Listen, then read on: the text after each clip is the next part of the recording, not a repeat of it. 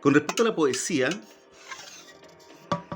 con respecto a la poesía, eh, tenemos que decir que existen distintos tipos de poemas, ¿ya? El género lírico guarda muchos subgéneros. Y en esos subgéneros tenemos la oda, el poema libre, la canción, el soneto, el romance, entre otros, ¿ya? Entonces, cada uno tiene una estructura, una métrica particular. Pero con respecto al poema en sí, para que ustedes quieran, digamos, van a tener que estudiar un poco el poema que quieren desarrollar. Si quieren desarrollar una oda, si quieren desarrollar un poema libre, si quieren desarrollar un acróstico, un caligrama, entre otras. Pero, a grosso modo, yo les voy a comentar de que existen poemas que necesitan una métrica y necesitan rima. Pero el poema libre, perdón, ¿cierto? Tiene la característica de no necesitar de rima y no necesitar una métrica, así como la oda. La oda es bastante libre y generalmente se escriben muy pocas palabras en el verso y tiene una estructura muy vertical, ¿ya? En cambio, el soneto, por ejemplo, ¿cierto? Tiene una métrica cuadrada, estricta, en rigor. O sea, los primeros tiene 4 estrofas, las primeras 2 estrofas tienen 4 versos, las segundas, perdón, la tercera y la cuarta estrofa tienen 3 versos.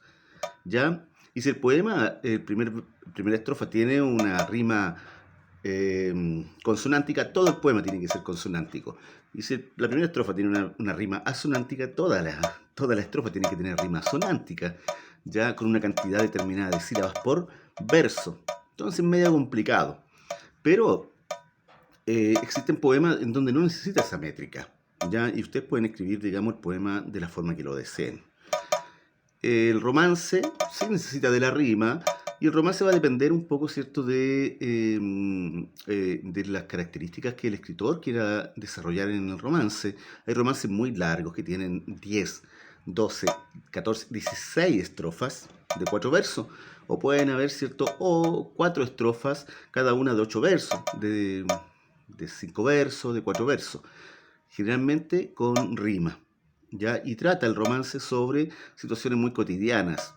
Federico García Lorca, que era uno de los mejores expositores de España del romance, que hablaba mucho de los gitanos, hablaba mucho, ¿cierto?, del paisaje de Madrid, del paisaje de España. Era campestre, digamos, en ese sentido.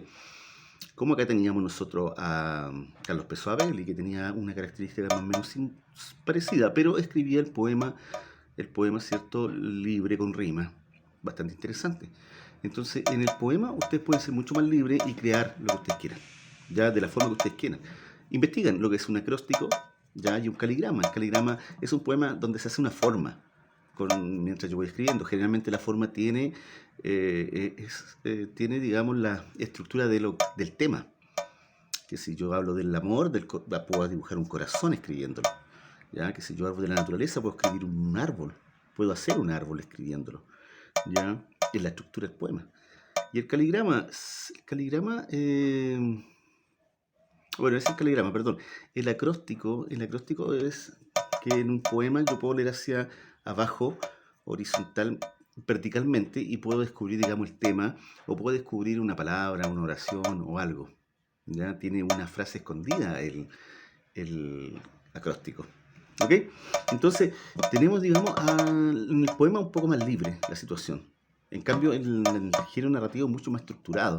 En el poema existen muchos poemas, muchos tipos de poemas. Algunos muy estructurados también, pero otros más libres. Y hoy en día, en el siglo XX, se desató, digamos, las formas, las formas libres de expresión de la poesía. A diferencia del medievo, incluso mucho antes, ¿cierto? Pero aunque aún perduran, de que existen subgéneros donde todavía se mantiene en rigor la estructura y la métrica de antaño. Muy bien, espero que puedan desarrollarlo, lo pueden enviar y concursar, y obviamente vamos a tener ahí nosotros unos jueces del liceo y de fuera de establecimiento, y espero que les vaya súper bien.